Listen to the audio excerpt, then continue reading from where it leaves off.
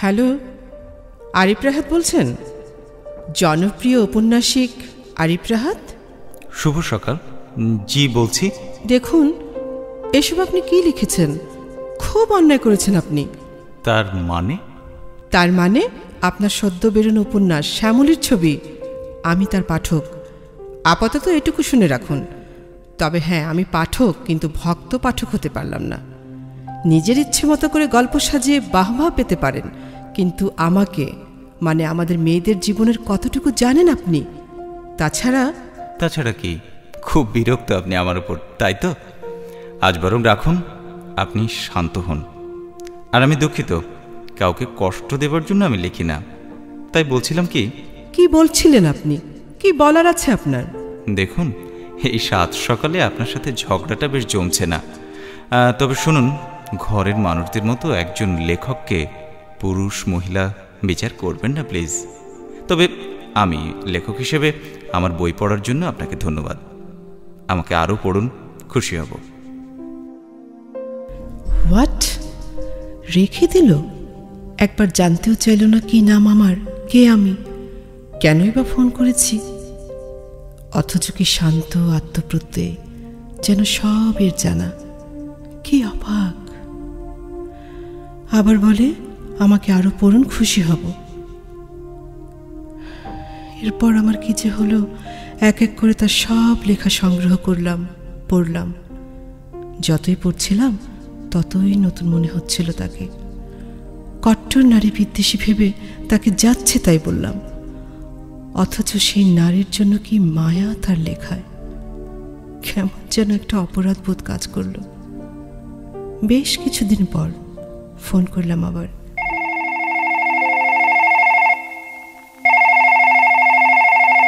Hello, Arif Rahat বলছেন?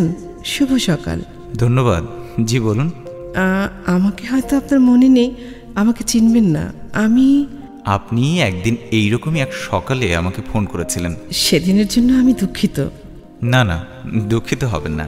কেন এমন ভদ্রতা করছেন? আচ্ছা, এত শান্ত, স্থির আর কনফিডেন্ট থাকেন কিভাবে? রাগ, উত্তেজনা, আগ্রহ এসব কিছুই কি নেই আপনার? জানতেও ইচ্ছে করলো না কে আমি? আপনি আমার পাঠক, আমি কৃতজ্ঞ। পাঠক আর পাঠক, আমার কি নাম থাকতে নেই? আমি সাবিহা দেওয়ান। হ্যাঁ জানি, খুব জানি। আপনি সাবিহা দেওয়ান শ্যামলী, বর্তমানে ন্যাশনালি ফেমাস অ্যাক্ট্রেস আর কলেজ জীবনের তুখোড় নৃত্যশিল্পী। শ্যামলী বলে সবাই আপনাকে ডাকতো। আচ্ছা শ্যামলী, নাচটা ছেড়ে দিলেন কেন? সে কি, আপনি আমাকে চেনেন? আশ্চর্য, আপনাকে কে না চেনে? সারাটা দিন আমার কাটে হয় টিভি দেখে, না হয় লেখালেখিতে। আপনাকে না চেনে কি উপায় আছে? সব চ্যানেলে আপনার নাটক, তাই আপনাকে সহ্য করতেই হয় আমার। আশ্চর্য মানুষ আপনি। যেভাবে হোক আলাপ হয়ে ভালোই লাগলো। মাঝে মাঝে কিন্তু ফোন করে বিরক্ত করবো আপনাকে। বিরক্ত নয়, খুশি হব। আজ তাহলে অনুমতি দিন, রাখছি।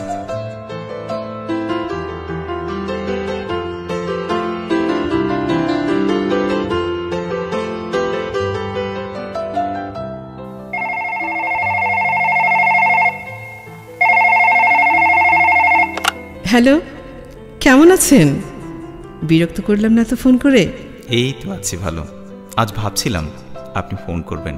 বাবা, আপনি পামিস্ট নাকি মিথ্যে মিথ্যে বললেন? ভক্ত পাঠকদের যেমন বলে থাকেন। না, আমি পামিস্ট না, মিথ্যেও বলিনি, আমার মন বলছিল। আচ্ছা, এত শান্তভাবে, এত সাহসী তুমি কিভাবে বলো তো? জানি না তো, সে আমি বলতে পারবো না। কি ভাবছো? ভাবছি হৃদয়ের গ্রন্থির কথা। দেখছি হৃৎপিণ্ডের স্বপ্নীল সরোবরে ভেসে বেড়াচ্ছি রাজহংস। শুনছি তোমার উপস্থিতির করতান, বারংবার শোনাচ্ছে মিলন গাথা। হৃদয়ে বয়ে যায় কার ভালোবাসা, কোন কুহুকি আশা ক্ষণে ক্ষণে ডেকে নিয়ে আসে আকুল পিয়াসা। যতবার আমি ভালোবাসি ততবারই ফিরে আসি একই আবর্তে। নৈবেদ্য সাজায় প্রতিদিন বাসি ফুলে। এত বড় নিবেদন যে কে পায়? ইচ্ছে হয় সে নৈবেদ্য তুমি নয়, আমি সাজাই। না, সে ঠিক হবে না। কত কি তো ঠিক না। এই যে আমি কখন যেন কথা বলতে বলতে তুমি করে বলতে শুরু করেছি। আমি কিন্তু আর আপনিতে ফিরে যেতে পারবো না। সে আমি বলছিও না, কিন্তু এও হয় না। বিকেলের আলোয় গা এলিয়ে হয়তো আরাম বোধ হয়, কিন্তু সে উত্তাপ সকালের না। সে উত্তাপ ক্রমশ বাড়ে না, ক্রমশ কমতে থাকে। এত গুছিয়ে কথা বলতে পারো কিভাবে তুমি? সবচেয়ে আগোছালো বলেই পারি। তার মানে তোমার সংসার, ছেলে মেয়ে? সংসার আমার কল্পনার সাথে, আমার লেখালেখির সাথে আমার সংসার, আমার রাত দিন। ভালোবাসতে কাউকে হিংসে হয় তাকে। তোমার স্পর্শ সব ক্লান্তি পুছে দেয়। সে যাই হোক, মিস করছে তোমাকে নিশ্চিত? না, মিস করছে না। মিস করছে না কারণ সে আমাকে জানতো না, আজও জানে না। ভালো লাগতো যাকে, ভালোবাসতে যাকে, তাকে বলনি কখনো? বলিনি তা ঠিক না, বলতে পারিনি। নারায়ণগঞ্জ কলেজের করিডোরে দাঁড়িয়ে শুধু তাকিয়ে দেখেছি বহুবার আমার অধরা স্বপ্নকে। মনে মনে অবশ্য বহুবার বলেছি, শ্যামলী তুমি আমার জীবনে এসে দাঁড়িও না, আমি আর নির্বিকার থাকতে পারবো না। নির্বিকার থাকতে চাইতে কেন আরিফ? কেন তখন বলনি আমাকে তোমার কথা? জানি না, জানতাম না। হয়তো মধ্যবিত্তের স্বভাব যত দুর্বলতাকে ভয় পেতাম। জানো তো, মধ্যবিত্তের দুঃসাহস থাকে কিন্তু সাহস থাকে না। আজ বড় হিংসে হচ্ছে নিজেকে নিজে, বড় কৃপণ মনে হচ্ছে নিজেকে। কৃপণ তো তুমি নও, তুমি তো অকৃপণ হবার সুযোগই পাওনি, বরং আমি তা পেয়েছি। তোমায় কেন দেইনি আমার সকল শূন্য করে, তোমায় কেন দেইনি আমার সকল শূন্য করে। একি তুমি চুপ কেন? কাঁদছো?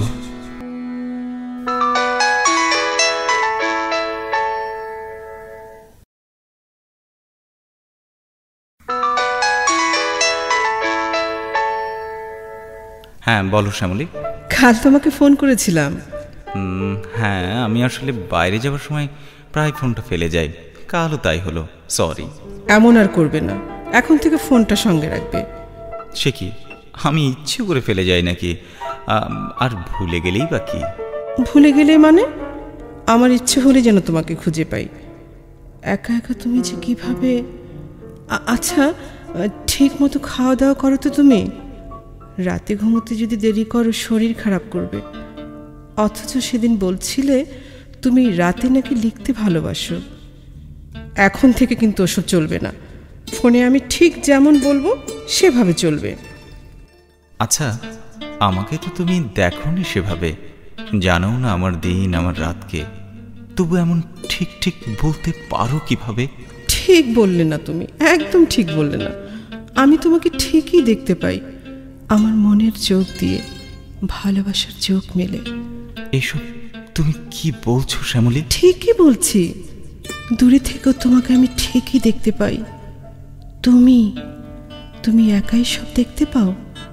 তোমার উপন্যাসে তুমি কল্পনা করে করে যা লিখেছ, ওর সবই আমার দিন আমার রাত। আর আমি তোমার এত কাছে থেকেও তোমাকে দেখতে পাবো না।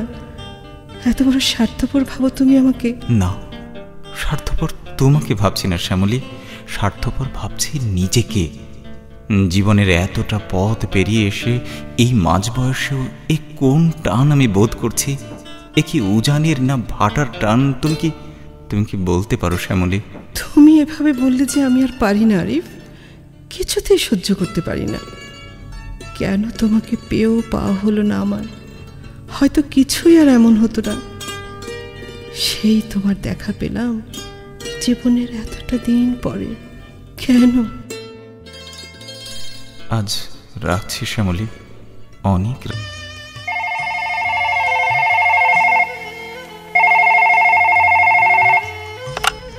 বলো আরিফ, তোমার কথা ভাবছিলাম আর গান শুনছিলাম। কি ভাবছিলে আমার কথা?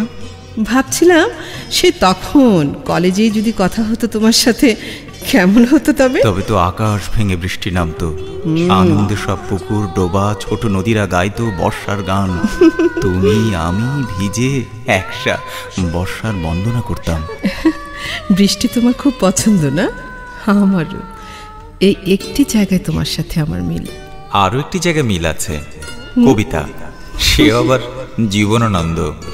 আমি যদি হতাম বনহংস, বনহংসী হতে যদি তুমি। কোনো এক দিগন্তের জলশিরি নদীর ধারে, ধান ক্ষেতের কাছে, ছিপছিপে স্বরের ভেতর এক নিরালা নীরে।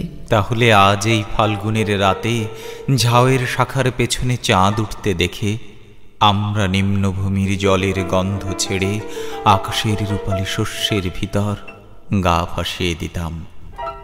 তোমার পাখনায় আমার পালক, আমার পাখনায় তোমার রক্তের স্পন্দন। নীল আকাশে খই ক্ষেতের সোনালি ফুলের মতো অজস্র তারা, শিরীষ বনের সবুজ রোমশনীরে সোনার ডিমের মতো ফাল্গুনের চাঁদ। হয়তো গুলির শব্দ, আমাদের তির্যক গতিস্রোত, আমাদের পাখনায় পিস্টনের উল্লাস, আমাদের কণ্ঠে উত্তর হাওয়ার গান। হয়তো গুলির শব্দ আবার, আমাদের স্তব্ধতা, আমাদের শান্তি। আজকের জীবনের এই টুকরো টুকরো মৃত্যু আর থাকত না।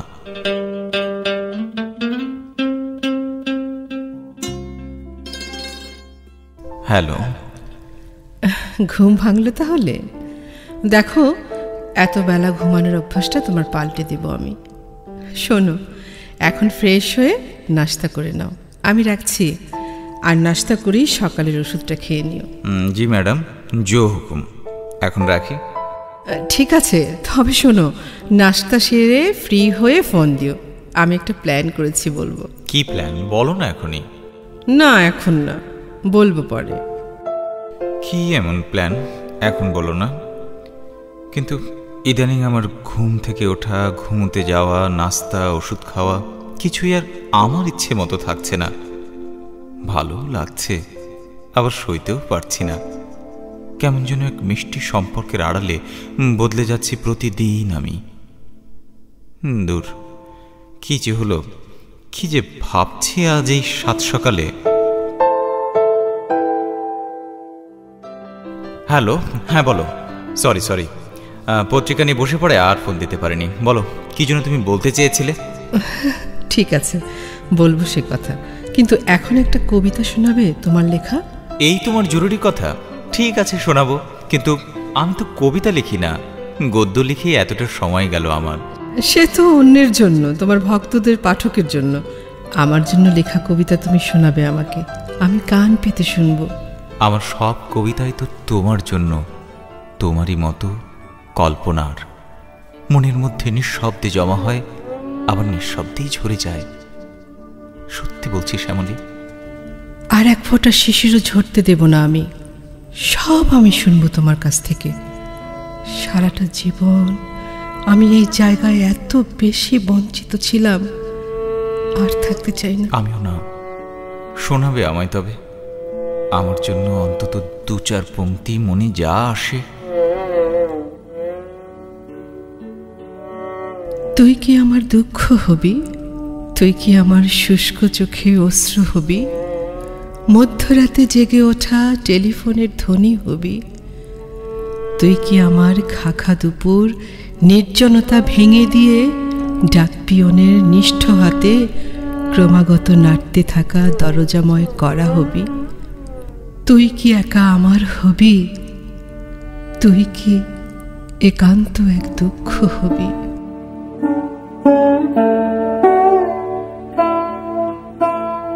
এর থেকে বেশি কিছু আর চাওয়ার নেই আমার শ্যামলী। তোমার জন্য এবার আমি পৃথিবীকে নতুন করে সাজাবো। তোমার স্পর্শে, তোমার উচ্চারণে সব অসুন্দর টুকরো টুকরো হয়ে ভেঙে যাচ্ছে, আর সুন্দরগুলি লুটোপুটি খাচ্ছে তোমার পায়ের কাছে এসে।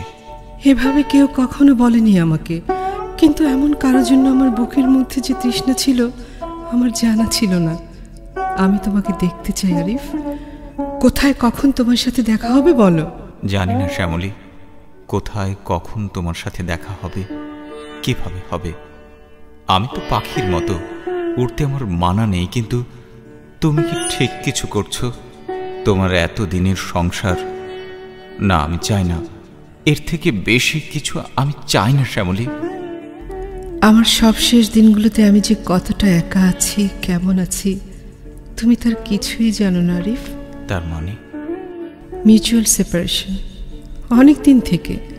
মেয়েটা বিয়ের পর চলে গেল বাইরে, ভাবলাম সব ঠিকঠাক হয়ে যাবে, কিছুই হলো না। টাকা ছাড়া ও আমাকে কিছুই দিতে পারেনি, এতটুকু ইচ্ছেও ছিল না, না সময় না ভালোবাসা। জীবন বড় অদ্ভুত শ্যামলী, কখন যে কোন ঝড় এসে সব লণ্ডভণ্ড করে দেয় আমরা কেউই তা জানি না। তবু এই কাতরতাকে এড়াতে পারছি না। অনাসক্ত এই হৃদয়ে তৃষ্ণা বোধ করছি। কি অদ্ভুত, চিনতেই পারছি না নিজেকে। তুমি বরং ফিরে যাও। তৃষ্ণায় দুফোঁটা জলের বিপরীতে রাশি রাশি জলের ধারা, এ তো আমার জন্য নয়। তৃষ্ণার তো তুমি নও। কতটা তৃষ্ণা যে আমার বুকে, তা যদি দেখাতে পারতাম। তুমি শুধু বলো কোথায় থাকো তুমি, কাল আমি আসব। ঘুম থেকে উঠেই তুমি আমাকে দেখবে, আর আমি দেখব তোমাকে, তোমার সকালটাকে, তোমার নাস্তা করা লেখার টেবিল, আর তোমার জানালা দিয়ে আকাশটাকে। আমি আর ভাবতেই পারছি না আরিফ, বলো কোথায় থাকো তুমি? Second floor, 30/1 free school street.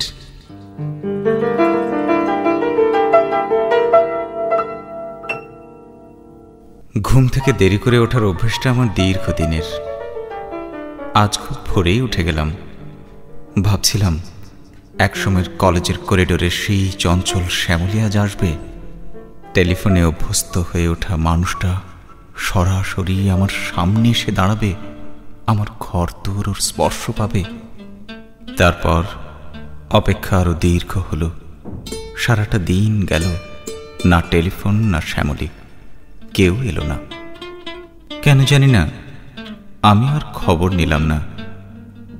আরো পুরো একটি দিন পার হলো। একটা চিঠি এলো তারপর।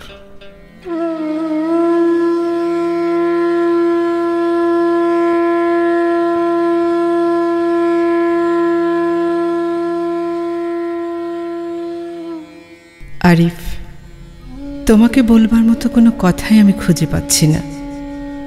স্বীকার করছি, এক অজানা হঠাৎ আসা দমকা হাওয়ায় আমি ভেসে গেছি। তারপর যখন জানলাম তুমি নিছক হঠাৎ আসা দমকা হাওয়া নও, আমি ভেতরে ভেতরে এমন ঝড়ের জন্যই অপেক্ষায় ছিলাম। জানতাম না, নিজেকে ভেঙে চুরে প্রায় খান খান করে ফেলেছি, বোঝাতে পারিনি, আজও পারছি না। তুমি বলেছ আমরা বিকেলের রোদ, এই উত্তাপ ক্রমশ কমছে, বাড়ছে না। এখন চাইলেই পারি না আমরা, পারলামও না আরিফ। কাল সকালে হঠাৎই ফিরে এলো সে। ব্যবসায়, বন্ধুত্বের সম্পর্কে, অবিশ্বাস, রাজ্যের শূন্যতা নিয়ে সব খুইয়ে ফিরে এসেছে ঘরে। তাকে ফেলে আর আমার সম্ভব হলো না। মধ্যবিত্ত তুমি নও আরিফ। তুমি আর তোমার ওই ব্রহ্মচারী মনটার ঐশ্বর্যের পাশে আমার সব ক্ষমতা তুচ্ছ হয়ে যায়। আমার ইচ্ছের কাছেই আমি মধ্যবিত্ত। আমি দুঃসাহস দেখিয়েছি, কিন্তু ভিতরে ভিতরে সামান্য সাহসও আমার নেই। ভালো থাকো তুমি নিজের মতো করে, আর একে যে ওই শ্যামলীর ছবি তোমার হাতের অদ্ভুত জাদুর তুলি দিয়ে। ওখানে বেঁচে থাকতে চাই আমি অনন্তকাল।